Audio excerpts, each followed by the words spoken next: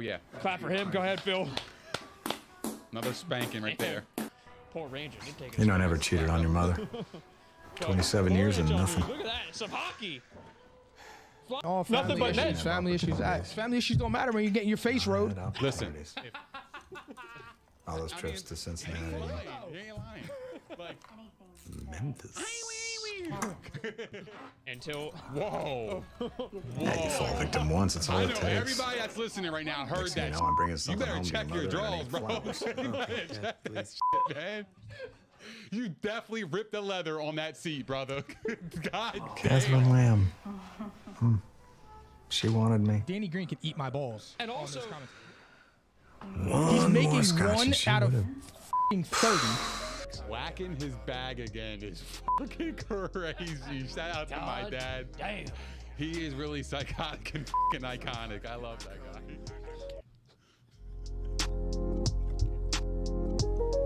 Psychotic and iconic.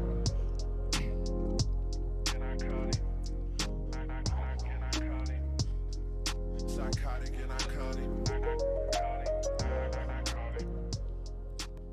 What's up, guys? Welcome back to episode 16 of Psychotic and Iconic. Thank you to everybody that's tuned in tonight. If you can, please remember to share the link. Thank you to everybody that subscribes to all of our platforms. Tonight, I'm going to go over to Nick. And Nick, I want to know, tell the audience, who you watching tonight? Rachel Cavalli, no cap over here, of course. Old Faithful. Oh, hey. She throwing that Yeah, back. she's throwing it back. I was getting real freaky out And now here. we're going to pass it off to Mike, and we're going to get the show started. Damn, I didn't see that coming. Oh, full of surprises. I like that. Oh my God. Welcome back, everybody. Thanks for joining us again. Episode 16. We got a lot of heat tonight. A lot. We saved the best division for last. Maybe it's the worst division. The NFC East will be covered tonight. We'll be talking about fantasy football breakouts, busts, sleepers, value picks, bold predictions. We're going to cover a lot of stuff there. We're going to have a Thursday night football preview for the opening game of the season. That's the Dallas Cowboys at the Tampa Bay Buccaneers. We them boys. All right.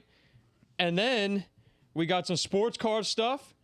And, of course, some quick hitters full of sports news. There is a lot of shit tonight. Please comment as much as possible. Give us your input. We encourage shit talking. We encourage you to give us title suggestions for the episode if you have any that come up on the fly. And one last reminder before we get going. So going forward, this is our first on our normal regular schedule right now, okay? Mondays and Thursdays, 8 p.m. every week, we will be live streaming our episodes. For the people who missed the live streams, they will be out the next day on Apple Podcasts, YouTube, Spotify, okay? And the Facebook live stream will remain up. So there you go. All right? A lot of shit tonight. A lot of shit. And, man, we're right on the cusp of the football season. Phil, you know what to do. Let's go, baby. I can feel a turd brewing. No cap. I'm done with tonight, dude. I'm being real, bro. You gonna be all right? Well, I'm gonna be all right. Well, I'm gonna If shit my pants on what? Episode 10? Was that? If I walk off, you know where I'm going. I'm not whacking my bag. I'm just, dropping an anchor. Oh, man. No cap. Hey, over if here. it's holding you back, we need you. We need you.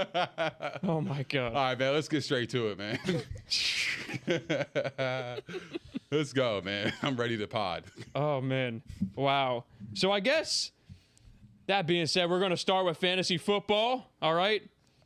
Why don't we go through some busts, all right?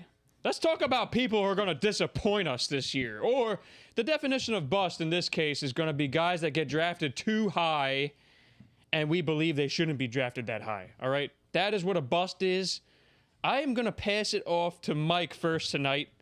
Mikey, get us started with your bust. Just go through the list first.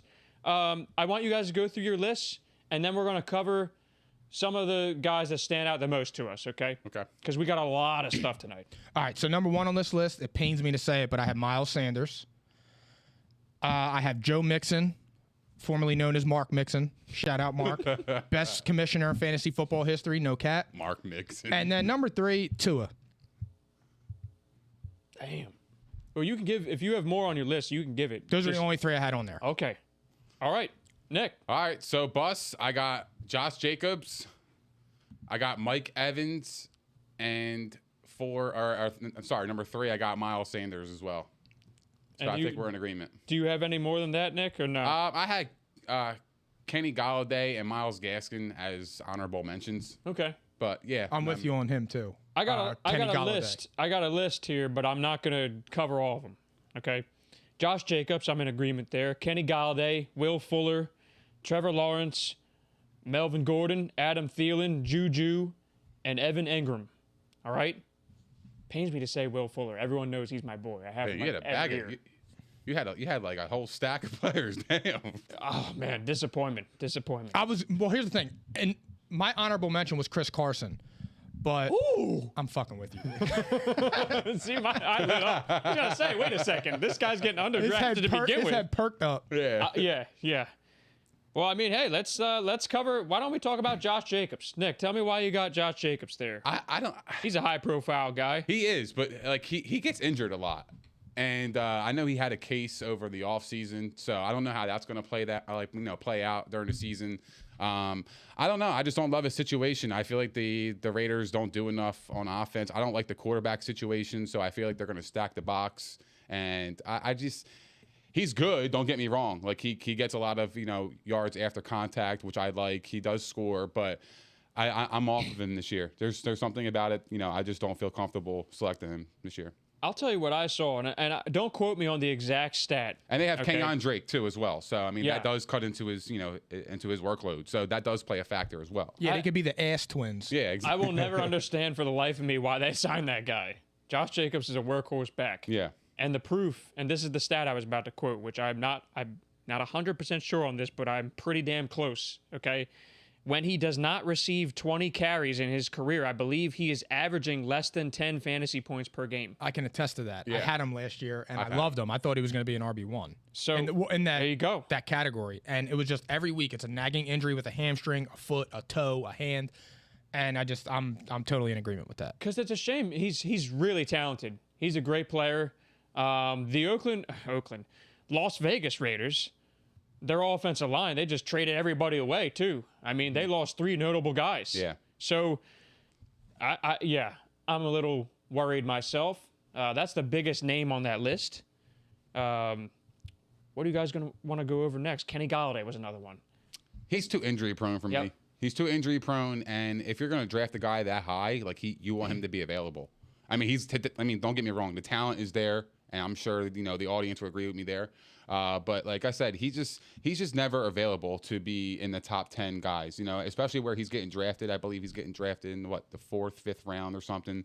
To me, it's too high for a player that's not available. So that's where I'm at. So, go ahead. real fast, on the bus category with that, I had in my bold predictions that Kenny Galladay wouldn't be a top 35 receiver. Ooh, wow. And it's similar to that. The O-line blows, and I don't trust Jason Garrett. And my thing is Galladay thrives being a deep threat. And I don't think Daniel Jones is going to have the time back there to let his route develop. And you know what? The injury thing this is not That goes without soft saying. issue guy. I mean, I love his talent. If he didn't go to New York into a better situation, let's say. I mean, even if he just had, if Matthew Stafford was still a quarterback, I would love him. I think awesome. he's an undisputed #1 receiver in this league, but he keeps getting hurt, and the big breakout is not happening as a result. But that's a crowded receiver room too. They're 4 deep. That's another thing. 4 deep. I'm normally 4 deep, so I can figure that one. Whoa. What's going on here? Easy there. What the fuck is going on here? Settle down over there. Yeah, I mean, it's a real shame. It's a real shame. I don't even know if he's going to suit up for week 1. So regular. I'm down on the Giants in general. We're going to talk about them later, but Yeah. I've been saying that. I've been preaching to the choir with the Giants. What's another one you guys want to pick out? Miles Sanders to me as well. Eagles are running back by committee. They've been that way for the last couple years, and they're still going to be that way.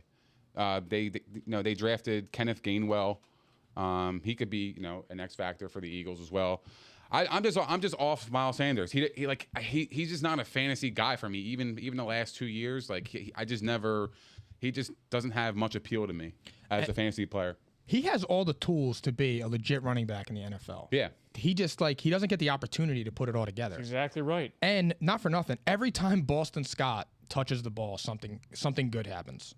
I love Boston Scott. Me dude. too. I I've been really do. screaming this. I like him too, but I definitely think Kenny Gainwell is going to play over him, and he's going to play a lot. He's going to be in that Nyheim Hines role.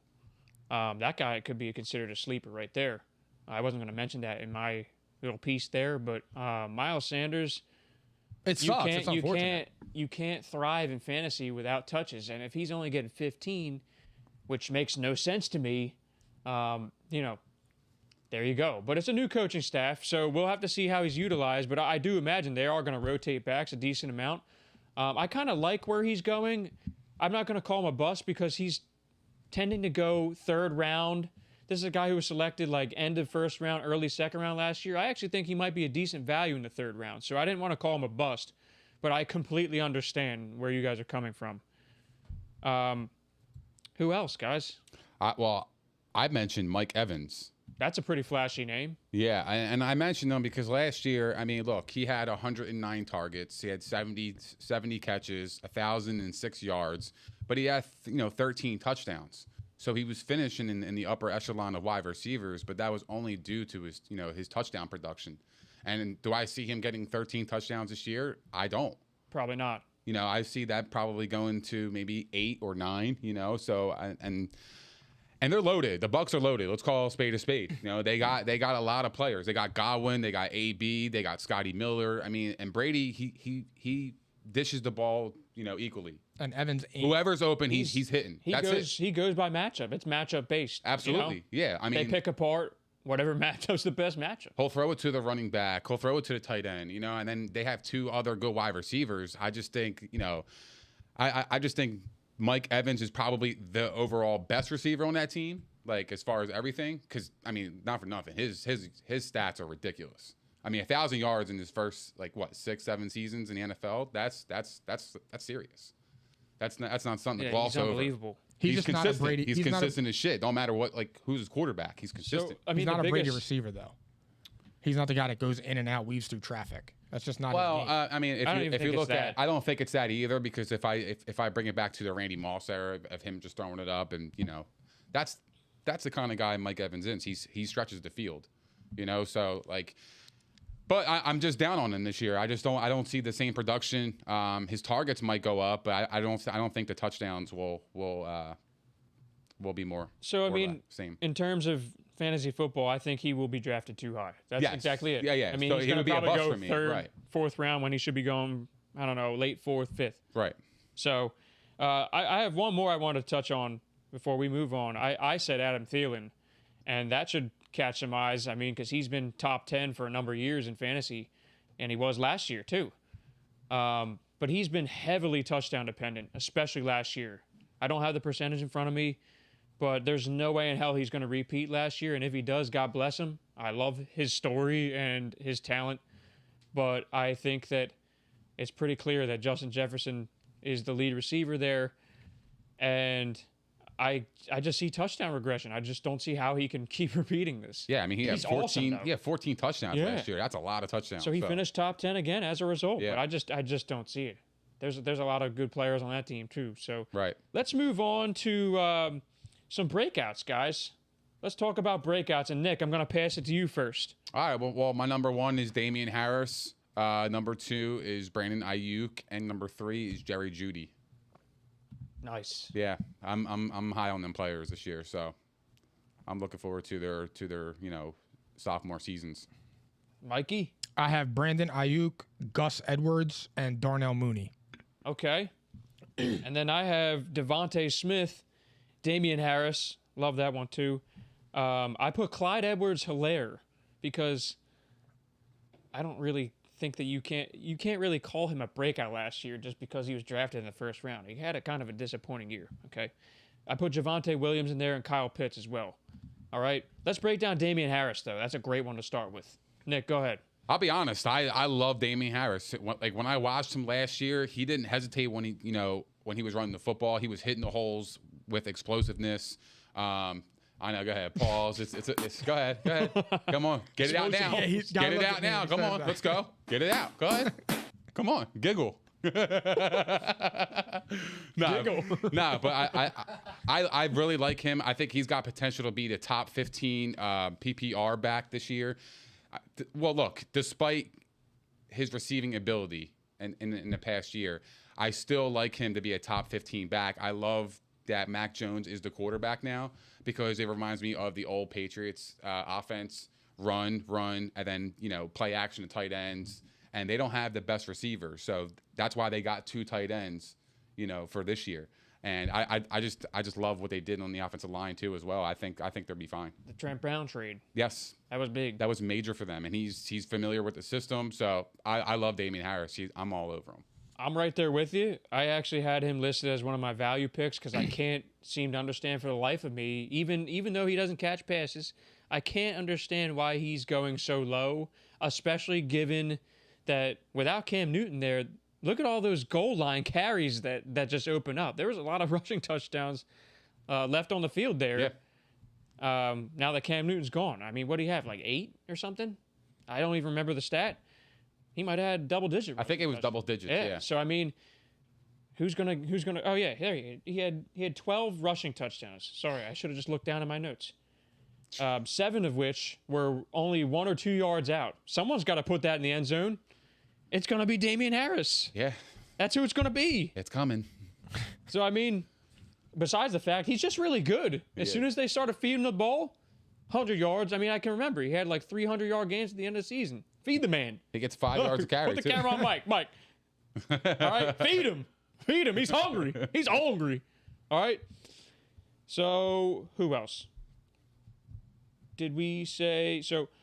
Mike, give me one of your guys real quick. One of your breakouts. I like Gus Edwards, and I liked him even before J.K. Dobbins went down, even though I love J.K. Dobbins this year.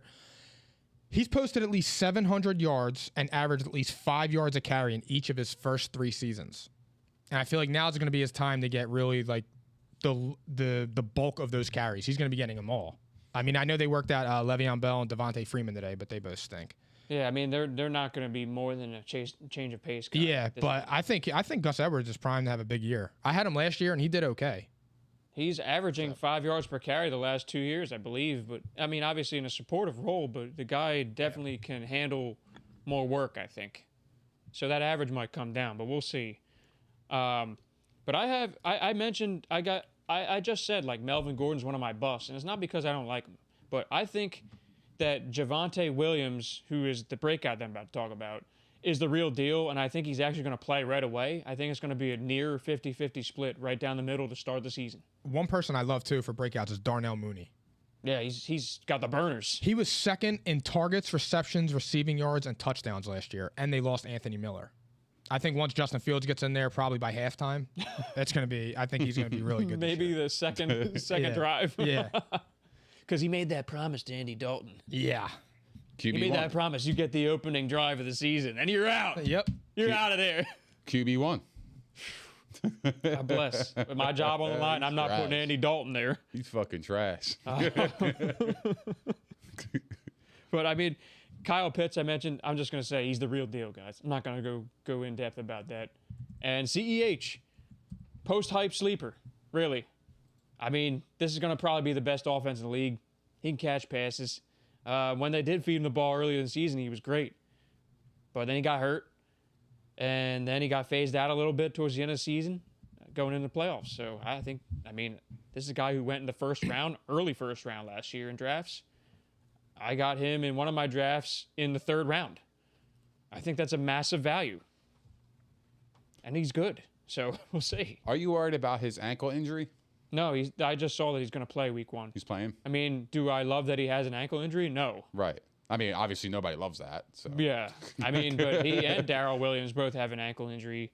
But the reports out of camp, though, they said they were going to use him more in the passing game this year, which they realized, they were feeding him at one point. They definitely need to get him more involved.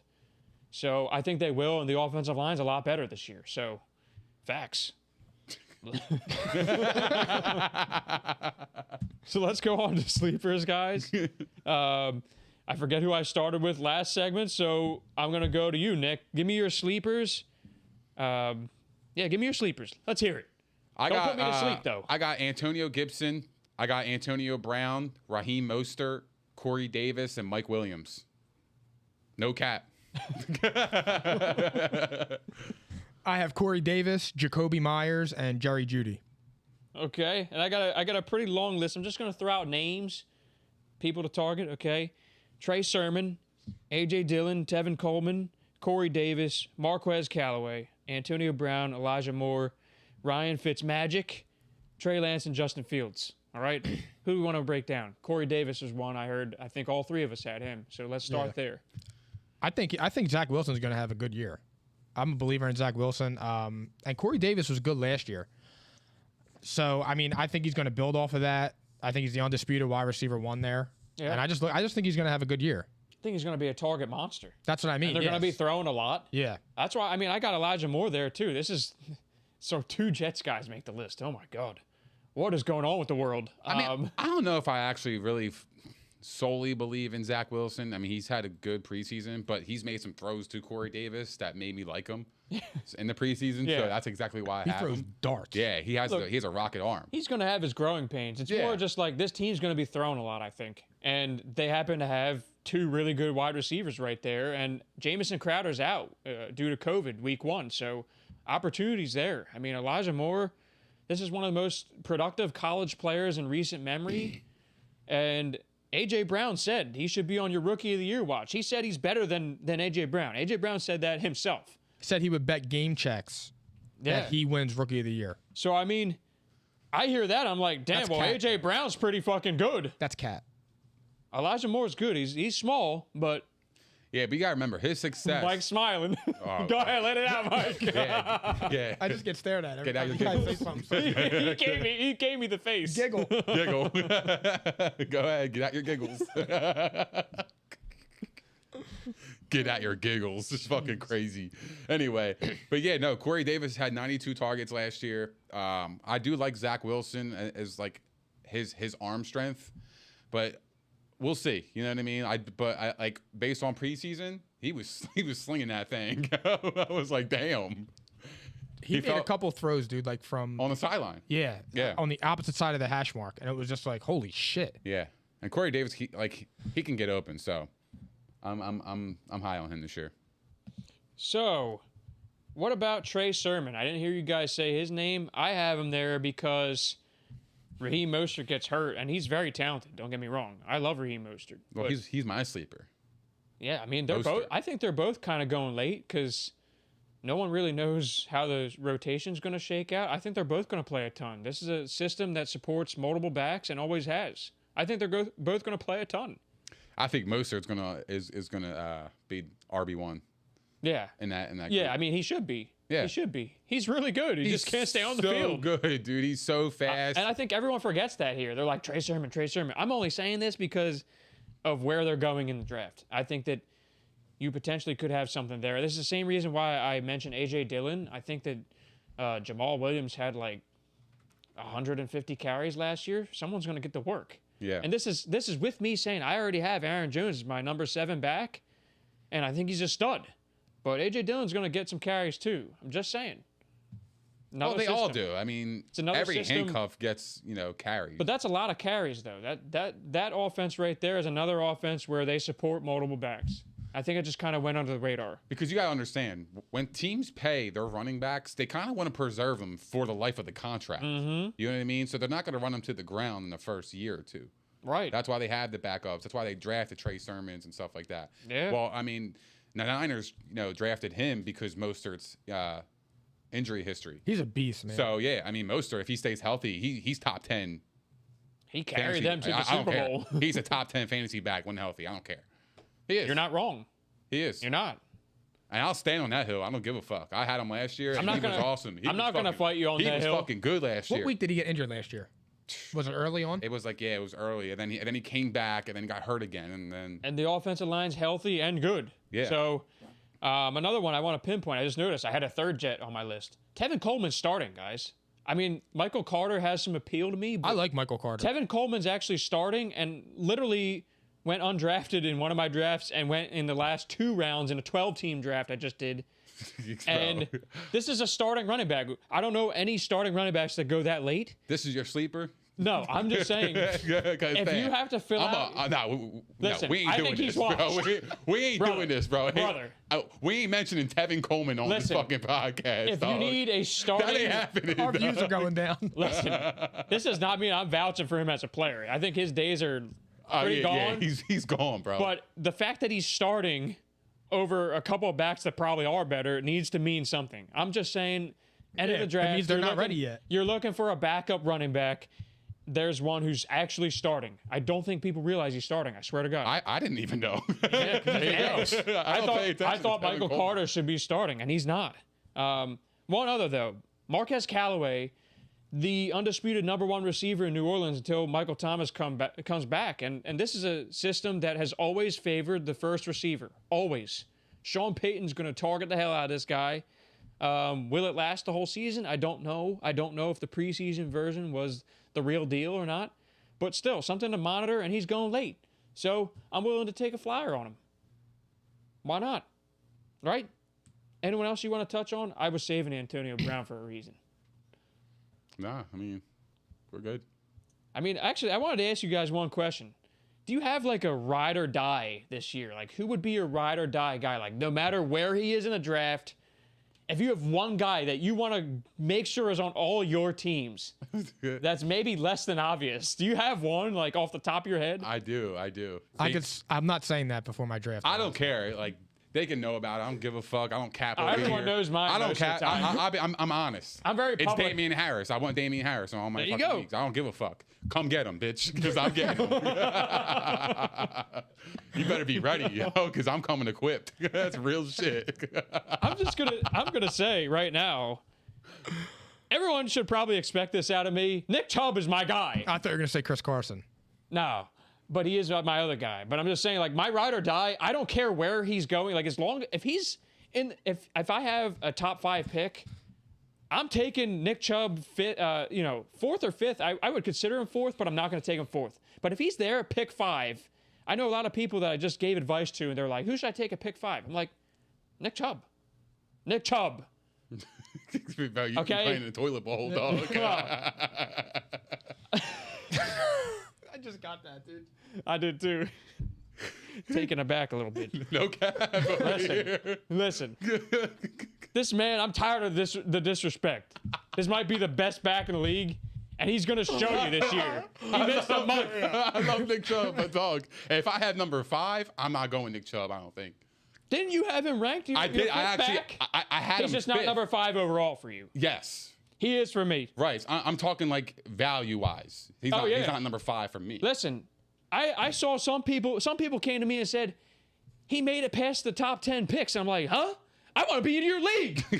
Excuse me? I know one person who just came to me and said, Dylan. this is like a, Yeah, he went 18th. what?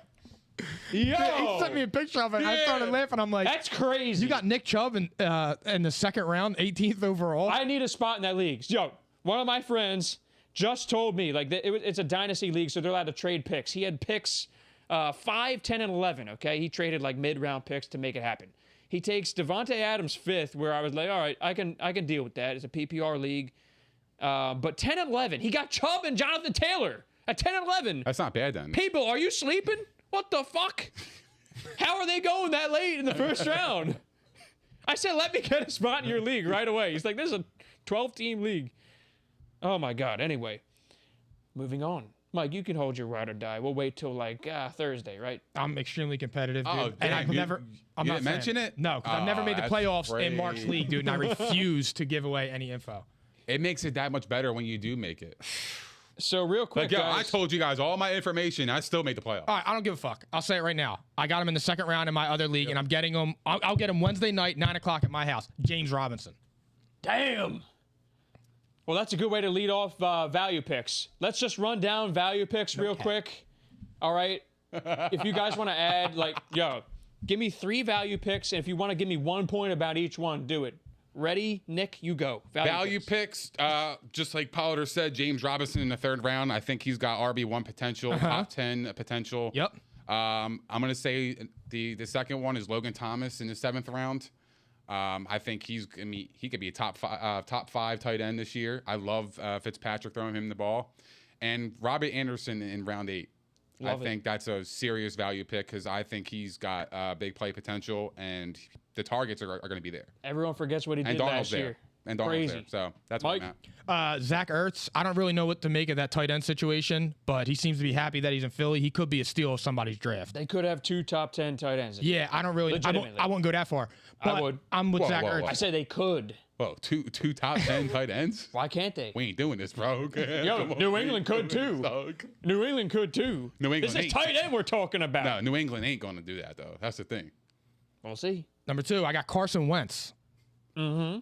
Because I think that he could thrive with Frank Wright in that system, and he has the weapons, and I don't believe that all his talent vanished. I don't believe he's the same guy from 2017. He's been going undrafted. Yeah, he was undrafted on Wednesday. I'm all for that. And Go ahead. Joe Burrow. Because I think you can get him late, and I think he has a ton of skill players around him. I think you can get him at a bargain price, and Could be a stat compiler. yeah, I'm scared to death of his knee and that offensive line, but it's a value pick that you could get late. He could be a steal. So I also had James Robinson, top 5 in running back fantasy points per game last year. This I'm is a getting him guy Wednesday, no cat. who could very well finish top 10, okay? Mike had him in his top 10. Scream at me. I had him in all 4 leagues last year. All right, Matthew Stafford.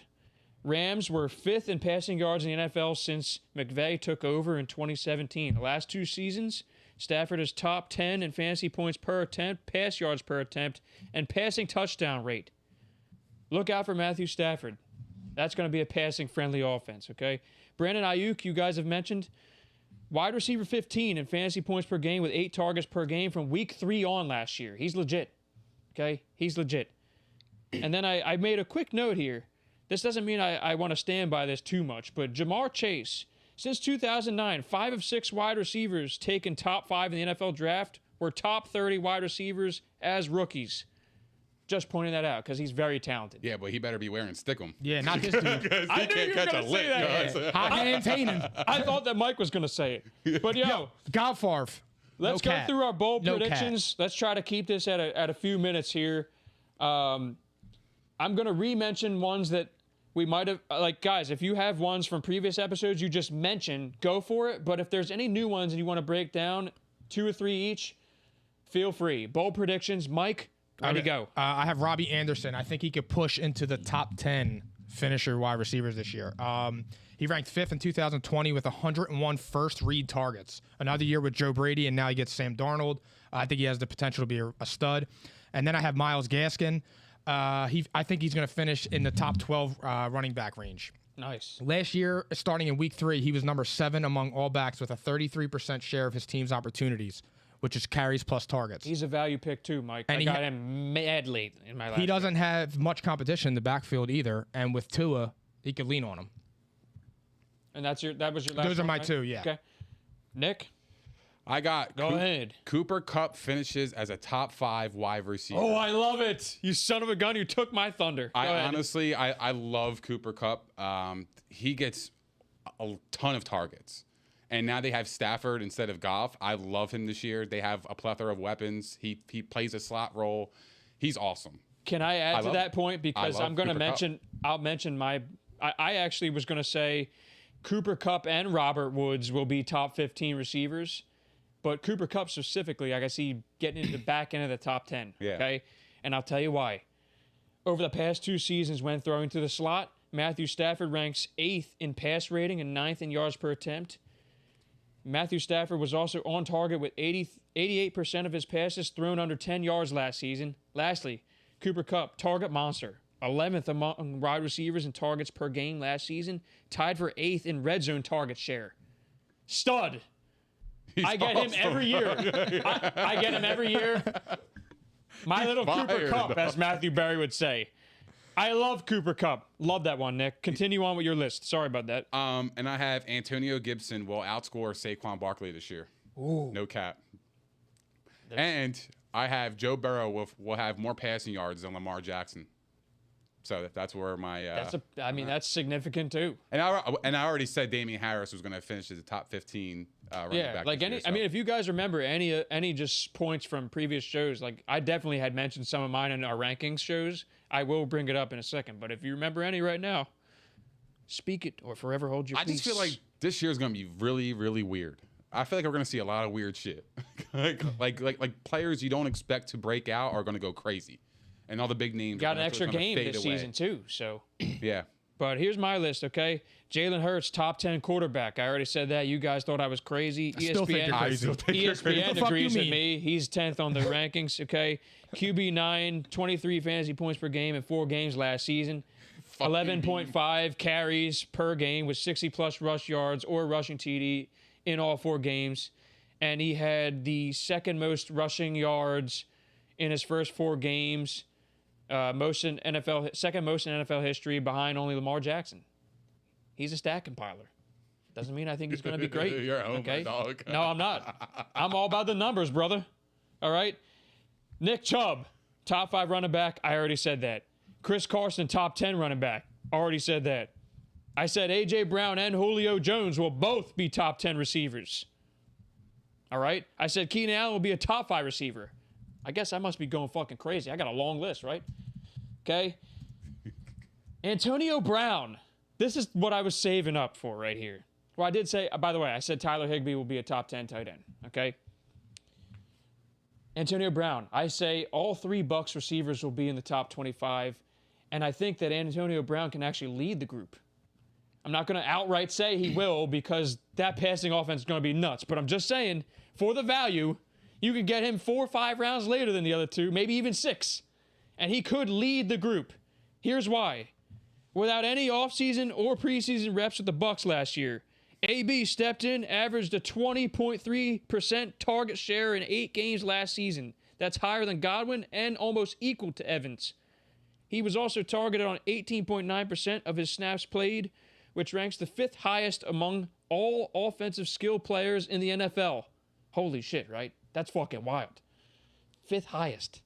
From week 9 through the Super Bowl, most receptions and second on targets on his team. The team used 3 to 4 wide receiver sets 70% of their snaps. From week 9 through week 17, AB tied for 24th in per game point per reception scoring among receivers. Comparatively, Mike Evans was 10th, Godwin was 19th, and lastly, final 4 games of 2020, AB averaged 20.1 points per game. Bottom line, you got him in the top 25. I'm trying to tell you right now. I think he's going to be the shit. He may finish first among Bucs receivers. Oh, you love AB, bro. You were digging in the crates. Brother, I see him going You're like targeting fucking, him, huh? I can't believe how late he's going. I can't believe it. This is the guy who was the undisputed number 1 receiver in fantasy for a long time. You, Mike. I love you, dude. I'm your stat guy. You are. That's bro. a long list, but listen, that's a bold prediction. All 3 of them top 25. There's a lot of good receivers this year. So 3 of that's them it. just happen to be on the Bucs. Yeah. So that's it for our fantasy football preview of the 2021 season. All right. I hope you guys enjoyed our content. Be sure to revisit our previous episodes.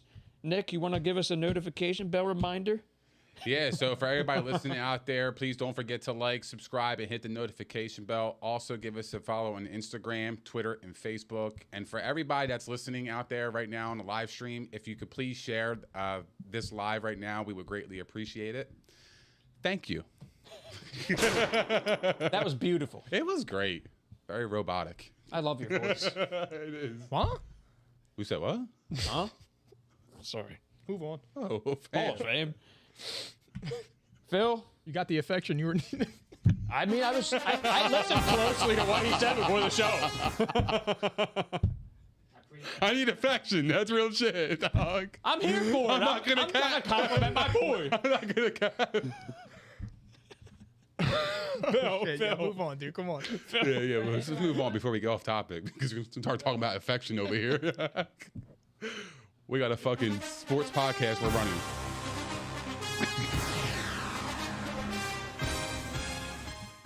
NFC East. last but not least, well, maybe they are the least, but this will be the most fun to talk about. All right, let's get right to it. Washington football team, division champions last year. The Washington football team, worst name in football. All right. Storylines, Fitzmagic. Can he solve the QB woes? Gibson and McLaurin, are they going to ascend into elite territory? Because they're really good players. They signed Curtis Samuel. Can Logan Thomas keep this up? The offensive line may have some concerns, especially on the outside, all right? They have one of the top defenses in the league, if not the top defense. And you got a healthy Ron Rivera, who beat cancer last year, and he's a hell of a coach. So where to begin? What do you guys want to start with? Maybe this defense. This defense is fucking nasty. Let's ask the audience. Go ahead. Audience, who do you guys have winning the NFC East? We want to hear your comments below. Please. So, yeah. Please do. And we'll get started, and then maybe we can keep a tally here. Yeah.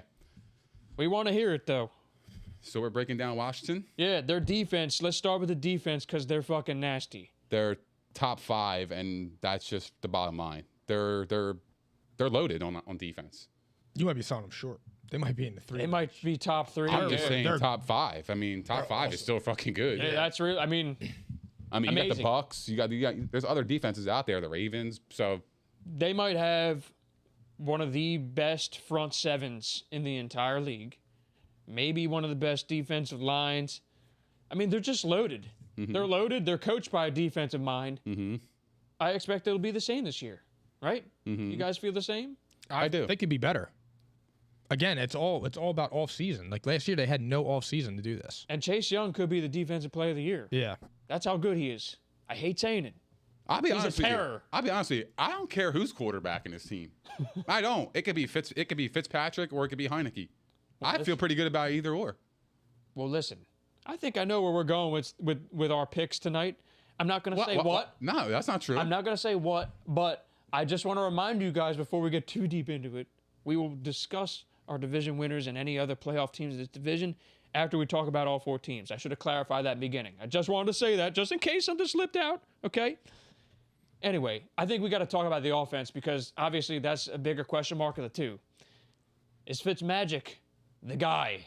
Is he going to do it? Is he the guy long term? No, but is he the guy this year? Yeah, No. he is. Is he a good enough guy this year? I think so. He went last year with the Dolphins. They were 6-2, and I think he's got a better team with Washington this year. They won 10 games overall with him last year, I believe. Wasn't it? Well, he was playing reliever. Yeah, I mean, yeah. it was working. So he accounted for The weirdest thing. he accounted for something in all 10 of their wins, but specifically led them to 6-2. Yeah. I think he's good enough too, Nick. I do. It's weird too. You know what's funny about him is that like if they're down by like 3 points and they have the ball with 2 minutes left, I feel like they're going to score because he has that clutch gene. He's magical. He is. It's weird. Fitzmagic. It's really crazy. I mean, I've always rooted for this guy. He's a gamer, He is. and he's good too. I mean, this is another guy. He could be a value pick. He's going undrafted in fantasy. I mentioned him. Well, rightfully so. I don't think he's a draftable quarterback. Yeah, but, like, but he's I been. just, But when he starts, he's averaging right around top 10 in fantasy points per game.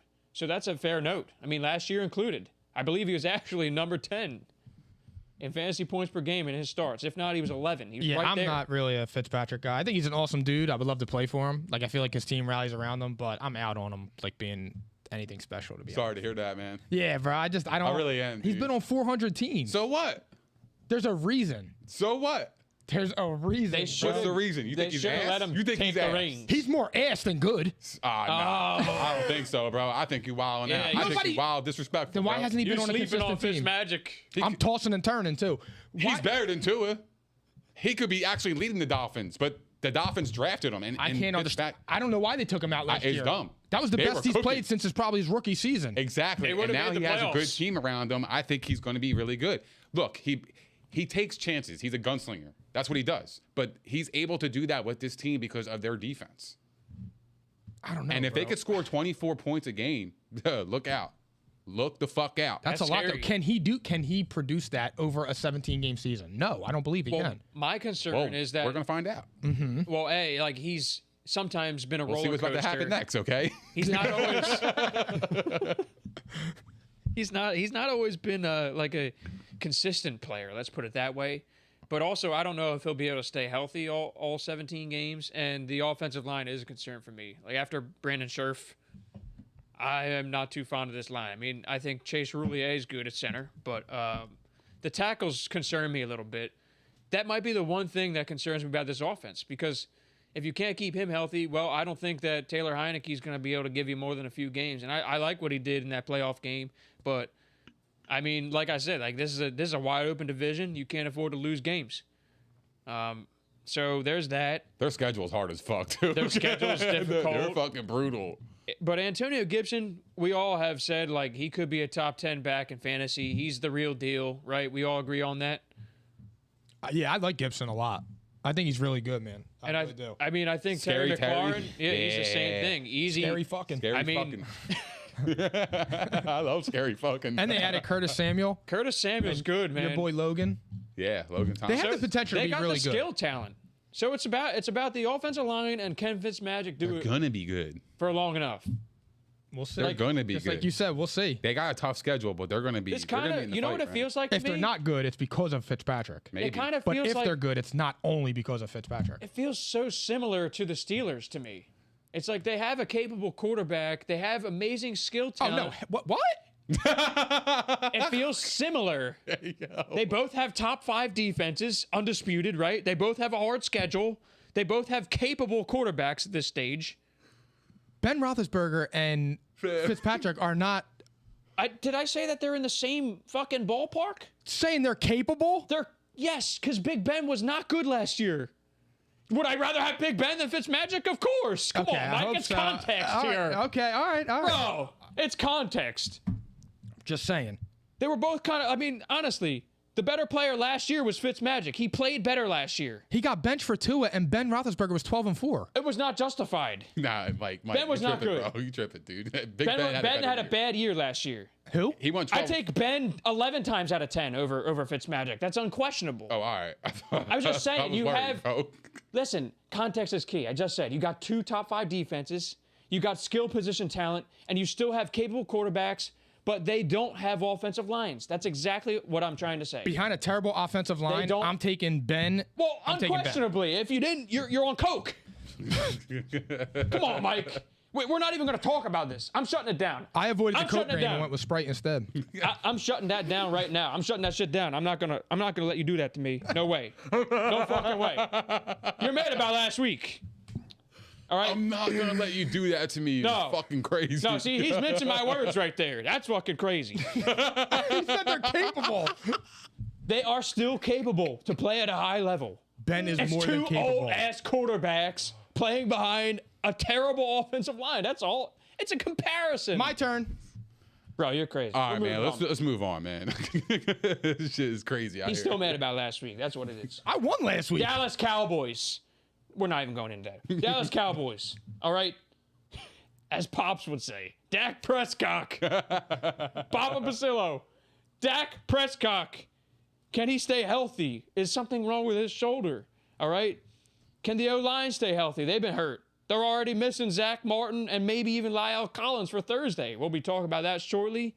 Brief preview, but still a preview, okay? Tyron Smith missing a lot of games recently. The defense was fucking atrocious last year. They probably will be a bottom 10 unit again. But how bad will they be? Will they be capable enough to take this team to the playoffs? Is Mike McCarthy on the hot seat? And we're talking about Zeke maybe rebounding, CD breakout, Amari Cooper staying healthy. Seems like health is a theme here. What do you guys think of the Cowboys? Very talented, but I'm not worried about injury. I don't go into seasons thinking this team's all pretty banged up. Yeah. The talented as fuck. Let's call it what it is. I think Prescott is gonna have a top 5 fantasy season this year. He's got 3 stud wide receivers. He's got an all-pro running back. Despite how anybody feels about him, he's still good as fuck. He's better than 80% of the league still. You're saying Zeke? Yeah, absolutely. Oh, yeah. That's what I'm Absolutely. saying. So, like, the talent's there. It's just their defense. Can their defense rise to the occasion? If they can, then they're going to be in good shape because they'll be able to run the football and they can throw. And I think Dak is going to be fine. My thing is, I don't think their defense could be any worse than it was last year. Well, yeah, it was like a record. Yeah, it was historical, horrible. Yeah. Yeah, I think it'll be better than It bottom has 5. to be. It has to be. But I still am leaning bottom 10. There's not enough there for me. So my thing too with Dak, I think it's being overblown now with calling him injury prone. Like he had. Well, no, I didn't mean say going that. into this season, he's had some injuries. It was his ankle, and then it was his And his shoulder. shoulder, But right. his shoulder only kept him out 2 weeks or 3 weeks. Oh, I'm worried So- about his shoulder. I'm really worried about his shoulder. I don't know. Yeah, Are right you now. worried about that because you're an Eagles fan, or are No. you worried about that because? No, and you're not going to do that to me either. I'm just asking. Don't make me walk out 2 episodes in a row. I said I was never going to do it. Watch out, Mike. You watch out. You watch out. I hope the camera caught that. I'm You watching- get that, Phil? I'm watching you, fucker. You're searching for ways to disrupt me this week. Shit, that might be a title. All right, bottom line, where you guys got the Cowboys? Fine. Listen, Let's go. Dak's shoulder, like if he stays healthy, this offense is going to be elite. Period. But I'm really worried about the shoulder. I really am. The fact that he's not going to be 100% in that shoulder, in his throwing shoulder, definitely worries me. It worries me a lot. No questions about the talent. I mean, that offense could easily be a top 5 offense this year. So, there it is. I mean, I'm not worried about the injury. it's all dependent on Dak's health to me. His I health mean, is the fine. defense, at least if they improve slightly on defense and they put up a fuck ton of points, could be interesting. But I want to remind everybody they were 1-4 to open the year last year with that stud offense, with Dak at quarterback. I mean, they were not good in those first 5 games, and they were literally gift wrapped a game by the Falcons, collapsing with a 3-touchdown lead. Classic. Yeah, I mean, They could have been 0-5 to start the year. but Do they I also expect- had a new head coach. They had Yeah. to get used to. It was a COVID year. It was a tough year. So I don't know. I like last year was kind of weird in all aspects. Like you need to smoke a Gotti. That's real shit. You do need to smoke a Gotti, Is he bro. talking about me or Paulus there? There's 2 mics. Talking about you. Clarify that, Pops. You need to let loose a bit. You know what I mean? Shake it off, brother. Go in the air. Hell yeah. Nothing better. Hell yeah, dude. I'm not going to tolerate fucking Homer talk. I am not. I will never tolerate You that. need to smoke a Gotti. Mike Mahomes needs to smoke a Gotti. Oh, okay. I got you, Pops. Let me take care of that real quick. I'll be right back. I think we could forego the Giants and not even mention them. I mean, listen, I'm down on them. They're gonna be ass. I'm down on them. I think Joe Judge is also on the hot seat. McCarthy's on the hot seat, by the way. He's getting fired if Dallas doesn't make the playoffs. I'll bet you on that. I probably agree with that. I'll give you that. I would say that they should make the playoffs. He's not been a good coach for a number of years now. They're going to make the playoffs. But I'm just saying, if they didn't, that would be a massive disappointment. Hold that. I know you love Dallas. All right. Anyway, Judge is on the hot seat too, right? Yeah. You agree on that? Joe Judge? Yeah. I know think, you yeah. like him. I love Joe Judge. You think he's on the hot seat? Do I think he's on the hot seat this year? Yeah. No. Why would he be? It's the New York Football Giants. They got to win more than 5 or 6 games, or he's on the hot seat. Or he might be gone, to be honest. If they Well, win, yeah, if they win 3-4 The games, New York media is going to be on his ass. This situation kind of strikes me as like he's going to be on the fucking tabloids if every this weekend. team, if this team sucks, I can see them blowing the whole thing up. Daniel Jones gone, Joe Judge gone. Well, I see Daniel Jones going.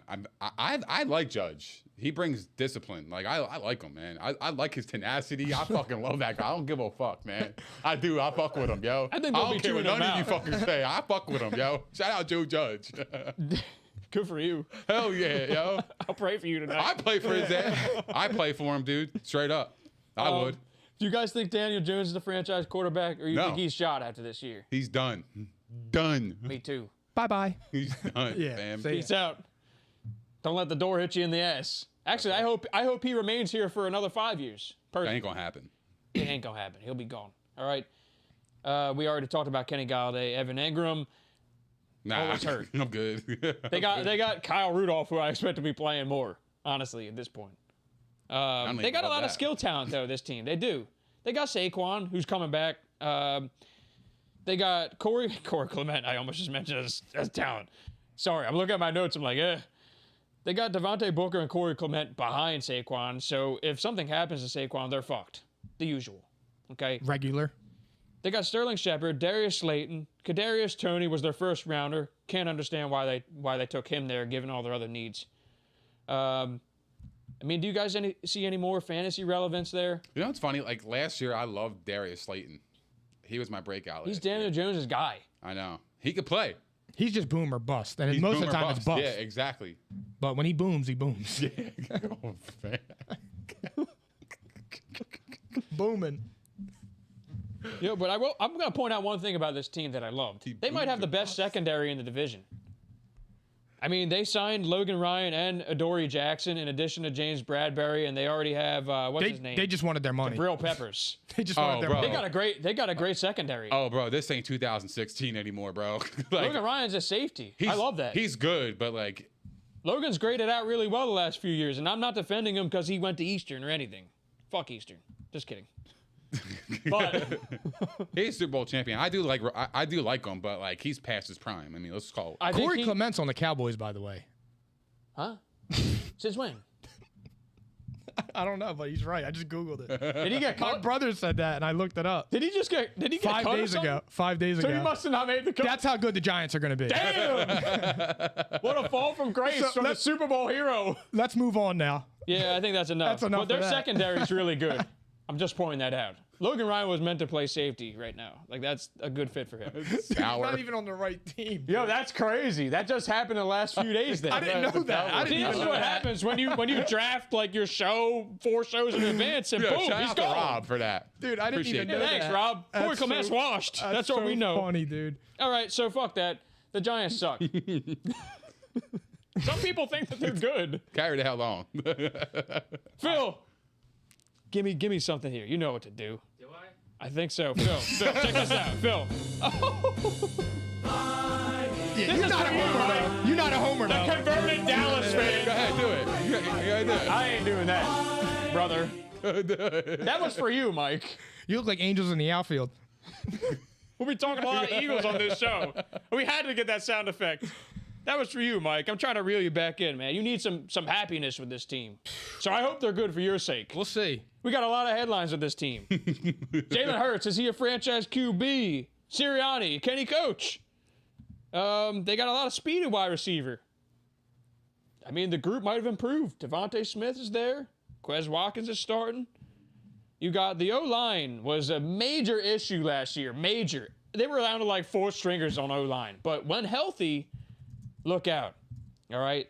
They got some depth there. They got a lot of defense upgrades. Signed Steven Nelson, Anthony Harris, Eric Wilson. They drafted Milt Williams. Josh Sweat might be breaking out.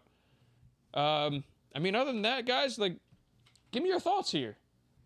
Give me your thoughts. All right. I don't know how to really judge them. Yeah, it's tough, right? This This is the hardest division's team. tough. This is the hardest team to judge because there's not much film on Hurts. The wide receivers don't have much experience, and Nick Sirianni, we don't know anything about him. And their defense, it could be a little bit better than last year. I do like a couple of signings. Anthony Harris. I'm sorry, Steven Nelson. I thought that was pretty big for him, but I was surprised that Fulgham got waived and they kept JJ Arcega-Whiteside. That was a surprise to me because I thought Fulgham played really well last year. And nobody claimed I was just about to say, I was more surprised that he didn't even get picked up. 32 teams in this league, and not one took a chance after. It's strange. He's got good game tape, so I don't That understand. says a lot to me. I mean, this is a guy who definitely has talent, but there's something about him. The team's just it's a consistency thing. Now we're a wide receiver factory. Oh God. I wouldn't go that far. Yo, I but, heard like, the QB factory quote in that Howie presser the other day. He's an embarrassment, dude. Keep that on the DL, please. We don't need to hear that. Although I love the Minshew trade. That was a good trade. I mean, they essentially gave up Matt Pryor for Minshew because they traded him for a 6th round pick. They traded him in a 7th for a 6. So basically, the 6 you gave up for Minshew was Matt Pryor. Yeah. Matt fucking Pryor, who should have been cut last year or the year before that. So, I mean, this is a good point by Pops. Pop says, too many questions around the QB and head coach. But I see Steven Pasillo says Devontae Smith, top rookie in the NFL this year. I mean, this is such a divisive team this year. He was my offensive rookie of the year pick Yeah. a couple weeks ago. I mean, look, was. it might change, but I do like his potential too. And this team is going to go as Hurts takes them. Yeah. I mean, that's just really what it is. You know what I mean? Like, their division's definitely winnable. They're going to be a tough team, man. But I don't love them. I don't love them. No, I'm the same way. I have them below 500. I just don't think they're like elite anywhere.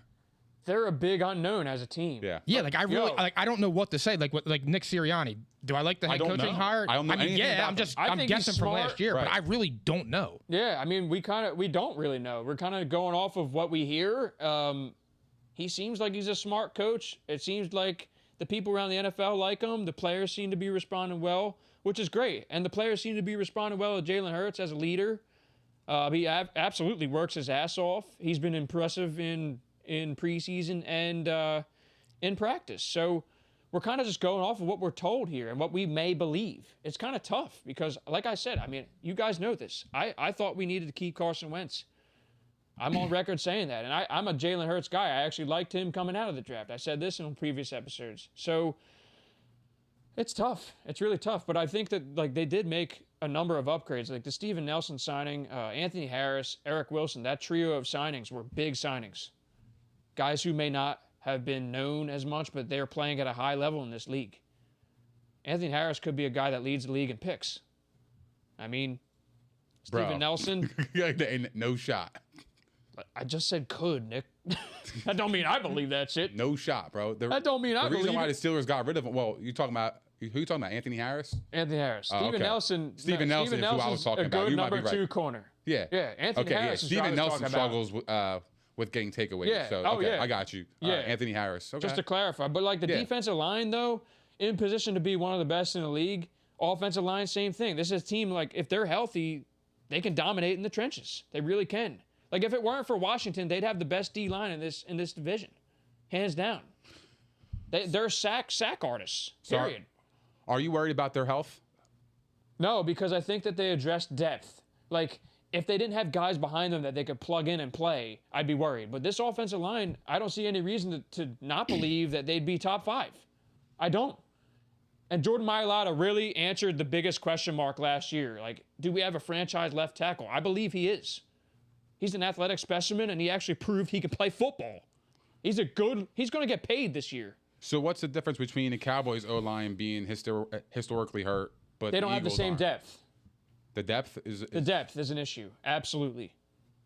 I mean, all right. I mean, you answered my question. I was just wondering because you mentioned the health of the offensive line on the Cowboys. Oh, if so the I'm Eagles, thinking like, okay, well, I mean, same it's the thing. same thing. It's really the same. Like if they get hurt though, yeah, it takes a team down that has a decent chance to make some noise. Yeah, that's about any team really. So, I'm seeing some comments here. Pops, Eagles secondary will be better than last year. I agree, Pops. Steven Pasillo, I'm worried about the defense. Not sure what to think. Don't really know. Well, I mean, look. I mean, Jonathan Gannon did a nice job with the Colts. So that's something to go off of, too. I think they're going to be a very aggressive defensive unit. So we'll see. It's a big question mark of a team. You're really going off of the roster and your belief in Jalen Hurts / Sirianni. So I think that at this point, we have to make our division picks. Exhale. I mean, it's tough, man. It's a really tough division. So I think that I want Nick to go first here. I want you to go first, bro. No, you're going first. No, I want you to go I always first. go last. I pass off to you guys always. I'll start it off. The Cowboys are winning the division with a record of 11-6. Okay. I've been consistent since episode 2. You did. I mean, When you I was did say saying that. They're having Consistent energy. Yeah, consistent energy. They have an elite offense. I think Zeke is going to have a big year bouncing back from last year. I don't think he went anywhere, and he shed like 20 pounds and cut out negativity. Dak Prescott he's fine. He is fine. He's not injury prone. No, he's not injury prone. I didn't say he's injury prone. His shoulders are concerned, though. It's already acknowledged that he will not be at 100% in his shoulder all season. Adam Schefter reported that. I'm going to trust him. He's capping, but he'll be fine. Dallas is winning that division 11-6. So you're just going offensive talent, and that's. And I think their defense, like I said defense 10 will minutes be ago, just enough. yeah, they can't get worse. I mean, it's a recipe. If you score points, you win games. If they were the 3rd worst defense in the league last year, and they're the 7th worst defense in the league this year, they got better. Pops says, "What, Mike? You're fucking nuts." The Godfarm. Godfarm don't like your pick. All right. Nick, go ahead.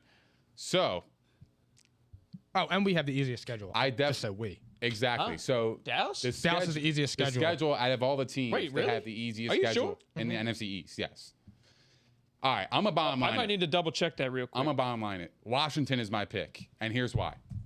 Their defense is legitimately top 5. I don't care about the projections. They're going to be a top 5 defense. I think Fitzpatrick is going to have a decent year, and I think it's going to be better than what they had last year. They have the weapons. They got Terry McLaurin. They got Curtis Samuel, Logan Thomas, Dynami Brown, or whatever his name is, Antonio Gibson. They are loaded, this team. This team's loaded. I don't see how they don't win the division. However, their schedule is very fucking hard. They have the hardest out of all the teams. Why? Because they won division last year. So I still have them.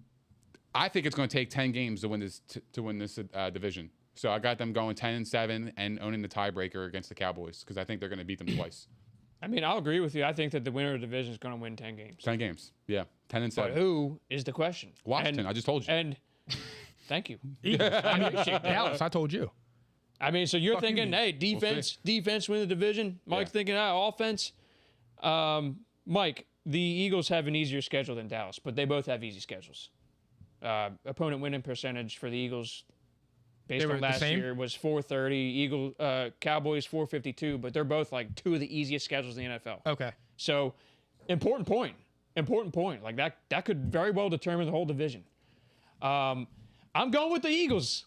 You can listen. Keep your homework comments to yourself. This shit is so regular, dog. No. It is. It's so regular. No. It's patterns, bro. No. Go ahead. This has everything to do with, I think that they have the most balanced roster in the division. They have a nice little bit of everything. They also are the best overall, like trenches combined, offensive line and defensive line combined. They are the best in the division. They have the best offensive line in the division. They have the second best defensive line in the division to Washington, but it's still one of the top 10 units in the league. So Louder. They win in the trenches. I'm going to have to go with my gut here. I really do. And listen, this is great. You need to do a cleanse. No, Here's the thing. I gotta share. No. I got to share something with you real quick. And Mike, I want you to listen to this. I'm listening. Because, listen, Tony Romo, Cowboy lifer. All right? Tony Romo, I wish he didn't do this because he stole my thunder a little bit. Tony Romo says the Eagles are going to be one of the surprise teams this season, and they're going to go 10-7 or 11-6. That was words from Tony Romo just a few days ago. I think he knows a lot more about football than all 3 of us combined. Well, they stopped Smart testing guy. for marijuana on CBS, I guess, because there's no way in the world that team is winning 11 games. I don't think they're winning 11 either. I said They're not winning 10. The division winner is going to win 10.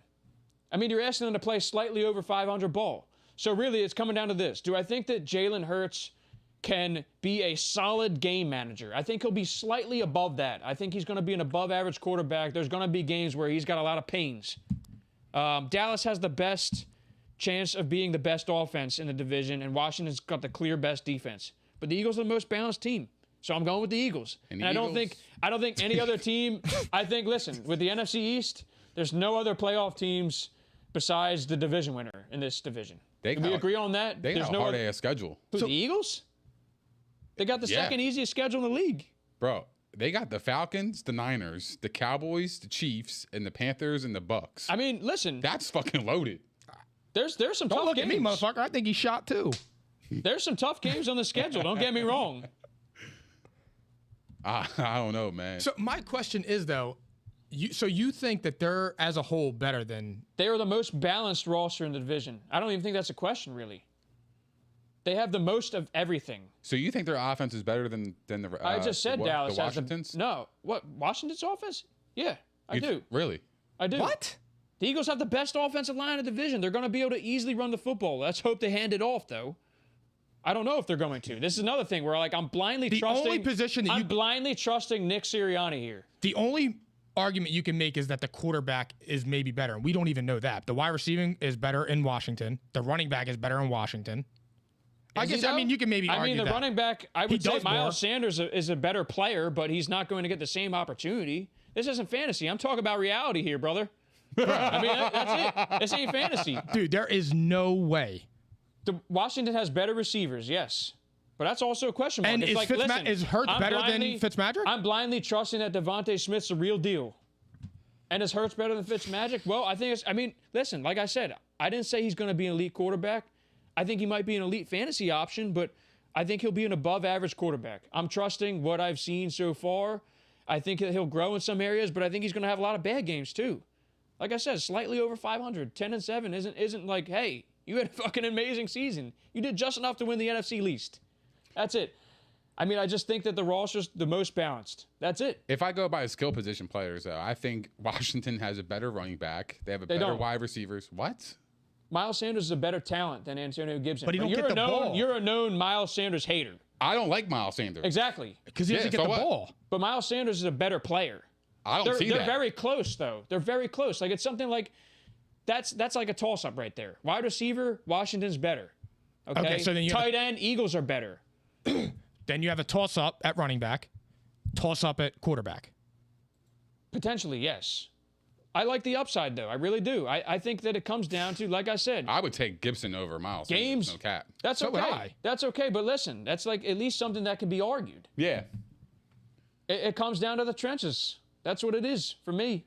They got the most balanced roster. They might have, the Giants might have the best secondary in the division, but the Eagles are probably a close second in secondary. Dallas's defense is horrible. I like their linebackers, though. I mean, look, it shouldn't come as such a surprise. Well, you're wearing an Eagle shirt, so I knew that as soon as How are you gonna listen? How are you not gonna support your team when we're talking about NFC East? Well, I'm I not use saying- rationale. Listen. I'm using my rationale for my pick. No, that's irrational. How did I not make a case here? How did I not make a case? Tony Romo said he's a lot smarter than all three of us in football. He is. Rookie head coach, essentially a rookie quarterback. Like I said, it's a blind trust. But are you going to really trust Mike McCarthy, who's been fucking ass for years? He at I least trust won a Ron Super Rivera. Bowl. I'm He just went to a trying Super to Bowl say, recently. like, there's a lot of question marks at all four teams. This division is full of question marks.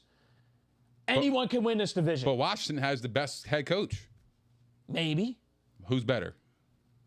Right now, he's got to be the best coach in the division. Facts. There you go. Thank you. So that could matter. It Yeah. could matter. Like I said, it's a think it will. toss-up. I think it will, man. Like, yo. The winner of the division is winning 10 games. I did not yeah, say, yeah, like, for sure. Washington. There's no emphatic belief here, like, that any one team is the best in the division for me. I think they're all very close. It's just the homer kicked in, and No. we had to go Birds. Listen, I know you're trying to get that clickbait shit right there. Listen, I'm just going by the talent on the roster. I really am. The Eagles, prior to last year's dysfunction, it was just straight up dysfunction. They were the best team in this division. I mean, if we're going by health, though, and health doesn't matter right now, I can make a case that they're the worst wide receiving core in the NFC East. Why? I would agree with you. Wait, Yeah. but due to health, you said? No, I'm saying if we're Correct just me if saying I'm wrong. health doesn't matter, but if you look at the depth chart, our depth chart of wide receivers Oh, yeah. is the worst I'm not in the arguing NFC that East. either, but I'm just saying they'll be good enough. That's all. Because when you're talking receiving group, you have to include the tight ends. Yeah, but I mean, we have to They're take gonna into play a account lot. though. We have to take into account though with Jalen Hurts. He could really be Daniel Jones. He could be trash. He could. It really could happen. I mean, I hope that's not true. In my breakdown, I said the same thing. I think that he'll be just above average. And you think that? Listen, I will tell you this, too. So what do you think their division Listen, record is? Even if they win the division, I'll tell you this. Unless Jalen Hurts is like a fucking major breakout, I believe the Eagles will be searching for a quarterback, even if they win a division. What? Yeah. Yeah, see, No. I'm not there. I'm not on that way. Well, we got not? Gardner They Minshew. already are doing it. We got They've Minshew. been doing it all offseason. We got Gardner. Minshew mania's in Philly. There's nothing. Listen, it's cut and dry to me. It's just like they're all question marks. I'm going with the best roster overall.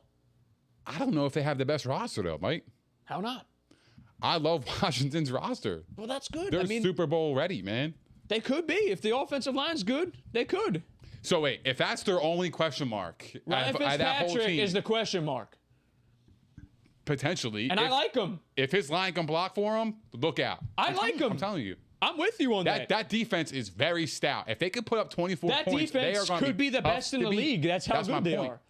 And so I agree with your points. I don't disagree with any of your guys' points. Yeah. I don't. I really don't. I mean, of course. I know you're just picking on me here because I went with the Eagles. Well, of I'm not course. the only person who's going to do it. But I knew you weren't going to like pick anybody else. You're wearing an Eagles Bro, shirt. I wear mean, Eagles come shit on. all the Yeah. time. I It's know, like but half my still. fucking dresser. That's what I'm saying. It's a I know, homer but, like, my That's what thing happens is- when you work there. No, but my thing is This like is shit I wore fucking. I got this 10 years ago. you're not going to wear an Eagles shirt and then pick Washington. That doesn't Brother, even make any I sense. might have worn one last week. I don't even know. Come on, bro. It was planned. I've been listen. Premeditated. Everybody here knows I've been trashing. I've had plenty of points where I've been trashing them all off season. I have. I've been very critical of this team. I'm just saying the facts.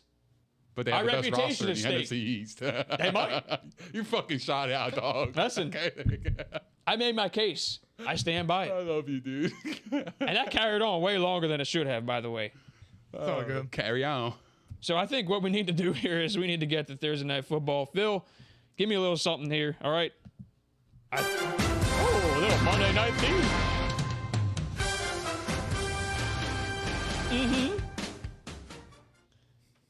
You guys are really coming after me. Now watch, Mike's going to pick Dallas to win this game. We're just going to briefly break down this game. We're not going in depth because we have nothing to go by other than last year, which, if you go by last year, the Bucs are the Super Bowl champs. So they're at home. What are you guys thinking for this game? And I'll give you the spread in a second too. But what are you guys thinking? Let me hear it. This game smells upset. Oh no, Nick. It really does. And I'm going to be honest with you. I think the Bucs were riding high on the Super Bowl shit on the offseason. I think they had a lot of fun. However, I don't know if Brady will allow them to relax going into right? You sound deflated saying this. Because I'm telling you, this game is weird. When I look at this game, it's like the Cowboys and the Bucs. Why the fuck did they choose the Cowboys to play against the Bucs on opening night? America's Do team. you think it's conspiracy? It could be, but why the fuck would they choose the Cowboys? The Cowboys were never relevant the last like 20 That years. corny ass team. And now they're Hard gonna play against Knocks. the Bucs. But yeah, well, why? Viewership, right? Like it almost feels like to me that Dallas is going to pull up a weird upset, and then after that, it's game over for your ass over there. Yo, Tampa Bay's gonna light it up, bro. The line is Tampa -8. I'll tell you what. Give me the Cowboys +8.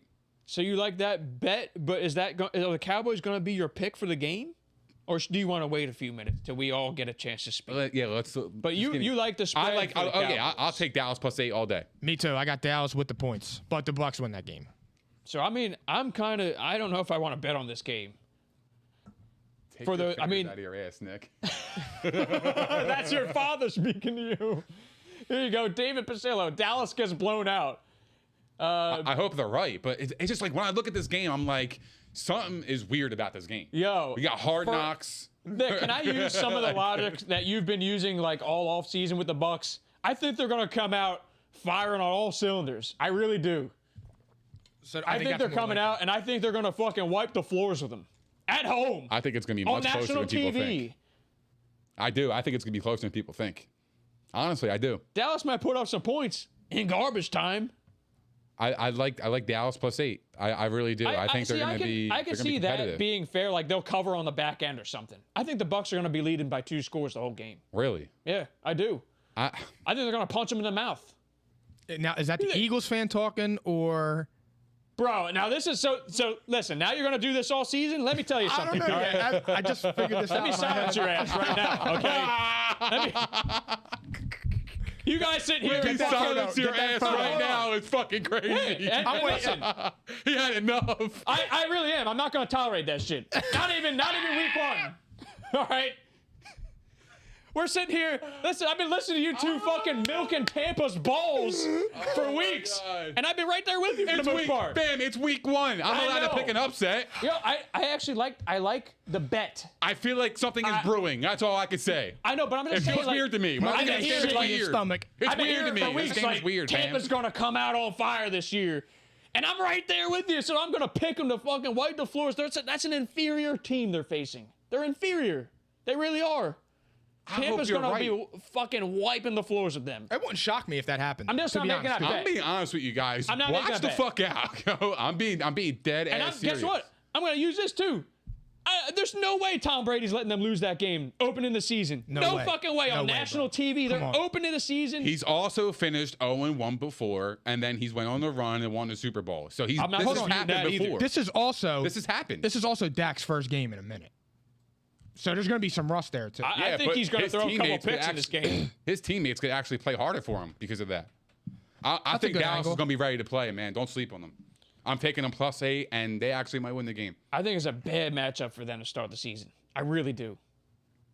I really do. This is about the Bucs now. This is about the Bucs being a fucking powerhouse. All right. That's why I said I'm going to silence your ass. I'm not silenced. If I had to do that with you every week, Mike, I'm going to. I I'm was gonna reading. come out That's the only reason crazy. I'm silent. I was only just reading. Good. Thank you. Thank you, because my blood pressure's a little high tonight, I feel like. I'm going Bucs. bro. I'm going to, okay, so look, I'm not betting on this game, but I'm going, like, if I bet on it, I'm going money line. I'm going to bet Bucs money line, probably. If I was to bet the spread, I will take the Bucs spread, too. I do really think they're going to win by 2 scores, but I can totally see from Nick's standpoint, like, Cowboys throwing a couple touchdowns in the fourth quarter. Maybe Brady's on the bench by then. Because it's and one then of they those cover. games It's a weird game. It's one of those games where it's like everybody's picking the Bucs. Yes, it does. And it's like they're not even giving the Cowboys a chance. When it seems too obvious, it always goes the other way. I feel like, you know what I mean? Like, And you got, listen, this is a great comment right here. I believe this might be from my mother. Let me see. Yeah, DP, that's got to be done. All right. Dak may not make it past week 1. 2 O-linemen out this week. I said this earlier, okay? Has not even played since week 5 of last year, which Mike just said. Listen, they're missing Zach Martin and possibly Lyle Collins. The right side of the line is going to be attacked. listen, the reason, and this is also another reason why I think the Cowboys are going to be close. You see the comments? Everybody's favoring Tampa Bay. That's scary to me. That's scary to me. That scares me When as it all goes a one game. way, go Yes. the other. You fade the public. I mean, Always fade the public, bro. spread-wise, I could see that. But like I said, I mean, Fade. yo, how are they not going to terrorize the right side of that line? How are they not going to, is my opinion. Because I just said to you, Dallas's depth behind their starting line is not good. I'm fading That the right public, side bro. of the line is going to get thrashed. And they never replaced Travis Frederick either. Martin being out is what moved that line from 6.5 to 8. Thanks, Robert Pauls. He's What not are you shot. guys thinking? I mean, I see Pop Pasillo says they're covering. He's Let's a homer see, too. He's a David homer too. Pasillo. You guys can relate. Man. That was the last one for the Yo, show. I'm gonna gonna save it all for Thursday. We're gonna be terrorizing you when they start off 1-4 again. Who? Dallas. I didn't go through the schedule yet though. Be careful. I mean, the Eagles might start off 1-4. It's possible too, and guess what? I'll eat my words if they do. I already said this division is a wide open division. Nobody here is going to suffer if someone overtakes one of our picks. I'm not going to be surprised. It can Wide go open. any way. There's no clear-cut winner. There's some analysts picking the Giants, and that one has me scratching my head. But there are people that think the Giants are the best team in the division. It's wide open. You know, that's all I was trying to say. Let me see. Dallas sucks. I don't know where the fuck they're getting their analytics from. They got the Giants winning. I mean, so yeah, that's our preview, I guess, right? Any standouts from the game? What do you guys think? Like any? I'm interested in seeing Zeke's production. You know, like you said. I want to see that too. I want Yeah. to see how he comes out. Yeah, the 2 offensive line being hurt. So I just want to see how he fits in that, you know, in that mold. And I do want to see how Tampa's secondary does against the Dallas wide receivers, because that is a mismatch. Dallas wins that matchup right there. Oh yeah, But will they have enough time to get him the ball? Really? we'll see. Tampa's going to be guns blazing right there, attacking that right side of the line. It's gonna be closer than people think. We shall careful. see. So we got, you have Dallas winning the game? I got Dallas covering, and I have Dallas actually winning. Yeah, Wow. I don't give a fuck. I'll stay on this island. I don't care. I hope I'm wrong because I love Brady. But like, Are you doing this as like a thing to motivate Tom Brady? Like, I am 'cause- not 'cause doing- it like, no. It's like a psychology thing. Like, Brady I'll be is honest. like listening to you. I'll be honest with you. I thought about this 2-3 weeks ago. Wow. I just looked at don't I think- looked at this game and I said something is weird about this game. Like don't I think feel like Dallas the is the season's team to going to do start it. off with a bang. I do. I believe that shit. I hope I'm wrong because I love Brady and I want him to succeed. So Yo, I could see him God bless you. lighting this secondary Thank you, up Nick. with 3 touchdowns to open the year. Maybe. I hope you're right, but Tom Brady might be winning people week one this fantasy. game scares me. Like as a Brady fan, it's just a weird game. Like I have no idea. I'm just going off my gut. All right, I'll take it for what it's worth. You should. I will, Yeah. because I respect you. I'm getting a lot of disrespect thrown my way. No. I Look. right? I love the Cowboys +8 more than I actually like them winning the game. But like, yeah, I would take them outright. Fair enough. Hey, they're going to lose some games this season. They're not going undefeated. So. Right now. All right. Well, I guess we're actually gonna save. I want you to give me a sports cars announcement, Nick. Jeez, can't speak. Give me that. I think we're actually gonna, in the interest of time, save our sports cars special for Thursday because these are ones that you guys really like. We need to really give them the time of day. These are some really good ones. Yeah. Really good. Yeah, so Nick, go ahead. So there's a Valley Forge Casino Resort card show on September 24th through the 26th. You can get your tickets online. I believe they're about $10 each for a day out of one of the 3 days. Or you can go all weekend for $25 a ticket as well. P and I will be there probably a Saturday or Sunday. We will update you guys as the show gets closer. And that's pretty much it. All right. Phil, quick hitters. You know what to do. Pulls up, three-pointer. Bang! Bang! It's good! Wins the game at the buzzer! You never heard that after Ben Simmons took a shot. No, perfect way to go into it, Mike. Thank you. Ben Simmons, man. I mean, I don't want to spend too much time on this, but we have to give this some notice. Ben telling the Sixers brass that he no longer wants to be a Sixer and he may not report to training camp. This is last week's news, but we just did not have the chance to mention it. It was later in the week, right?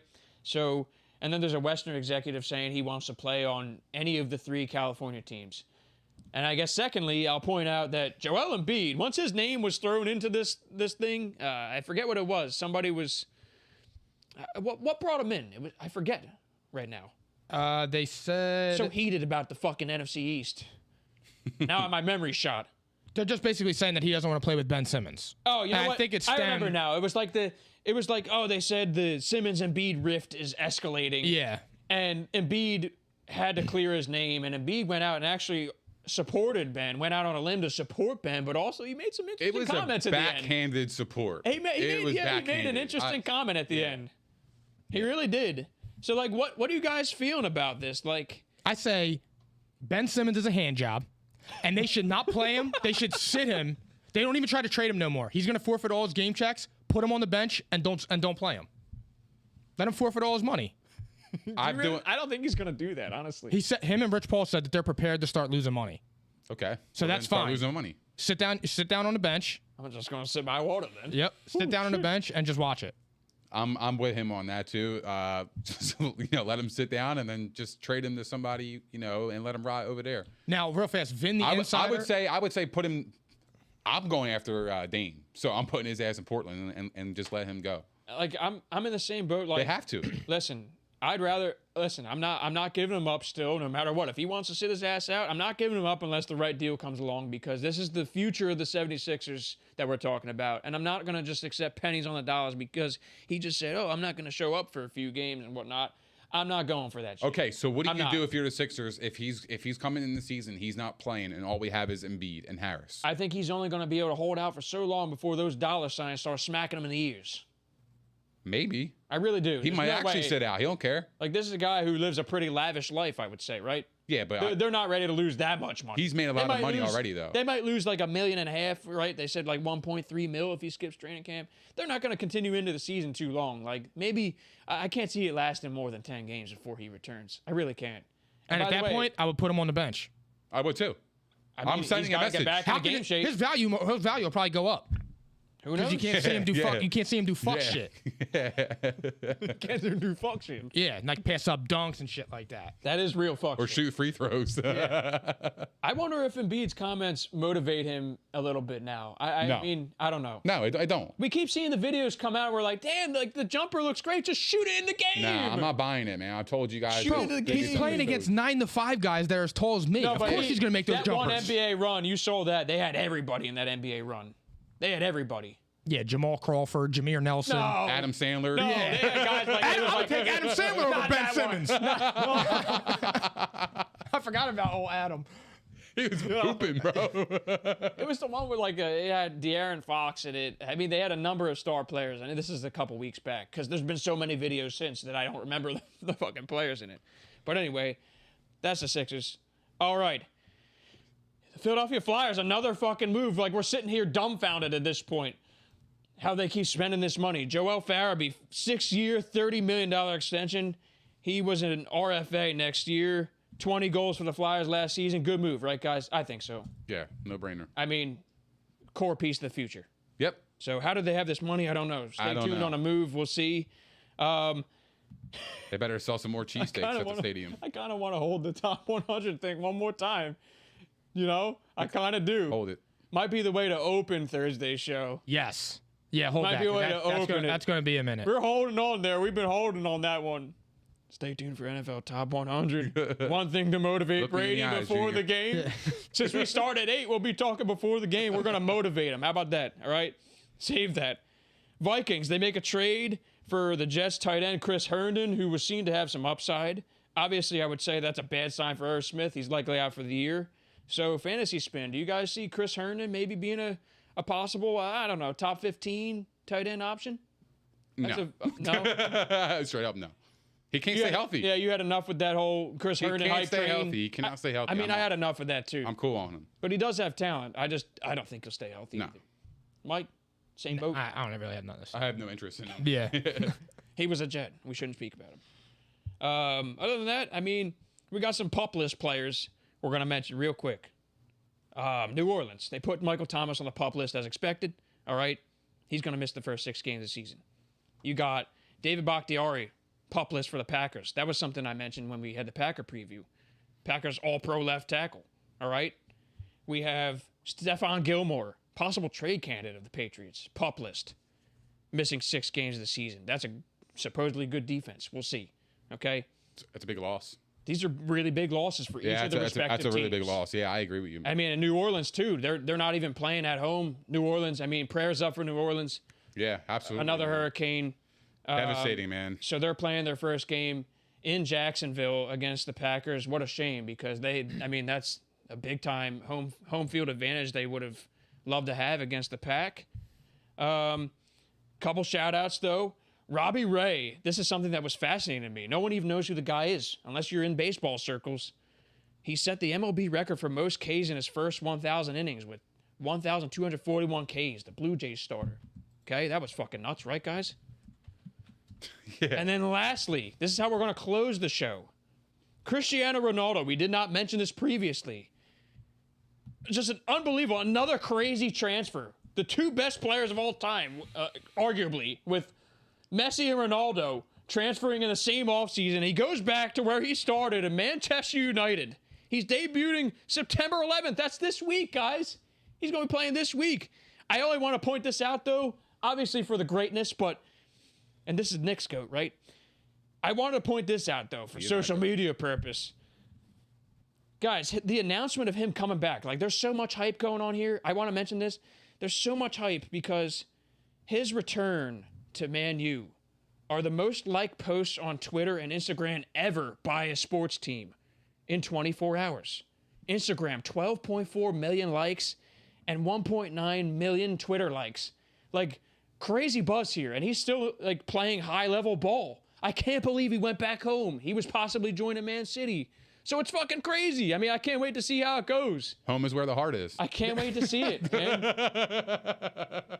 So we gave some love to Home is where the heart is. It's not. The heart wants what the heart wants. Exactly. Preach It it. is what it is, I guess. But yo, giving some love to soccer, baseball, and hockey real quick at the end of the show. Guys, that's it for tonight, though. We had to push a couple things off for good reason, okay? Yeah.